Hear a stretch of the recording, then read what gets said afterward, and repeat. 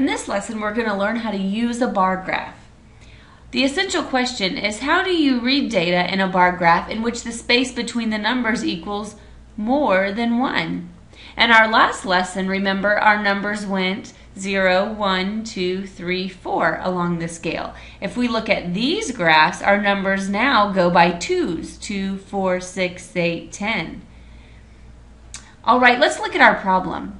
Aaron's family wants to ride as many roller coasters as possible. Which amusement park in the graph has the greatest number of roller coasters? Well, let's take a look at our graphs over here.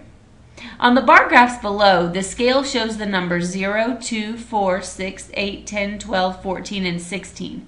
Each space between the numbers represents 2 roller coasters.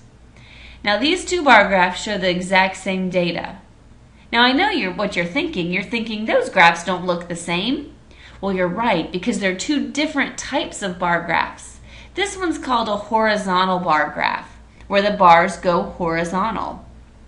The bars go across from left to right, and the length of the bar shows the number. So we look how long the bar is, and that'll tell us the number of roller coasters for all of our amusement parks. Now let's take a look at our vertical bar graph. The bars go up from the bottom in a vertical bar graph, and the height of the bar shows the number. So for here, you'd start at the bottom and go up to see the number. So let's go back to our problem and see what we're trying to figure out now. Aaron's family wants to ride as many roller coasters as possible. Which amusement park has the greatest number of roller coasters? Well, we can look in our horizontal bar graph and look for the longest bar. When I'm looking for the longest bar, I see Kings Island, Ohio, and that ends at 14 roller coasters. Wow. So the longest bar ends at 14. It is for Kings Island.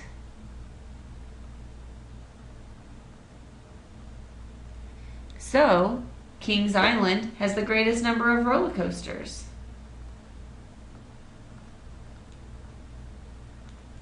We can look over here and look for the tallest bar on our vertical bar graph, and this bar goes up to 14. Now, what if the bar for Busch Gardens ended halfway between 8 and 10? How many roller coasters would Busch Gardens have? That would mean this bar would be extended just a little bit and be halfway. Oh no, there's not a line there. How would I know how many roller coasters Busch Gardens has? Well, I know that there's a number between 8 and 10, and that number is 9.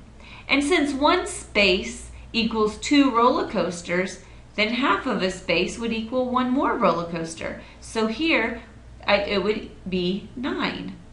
Now let's take a look at one more example before you do some on your own.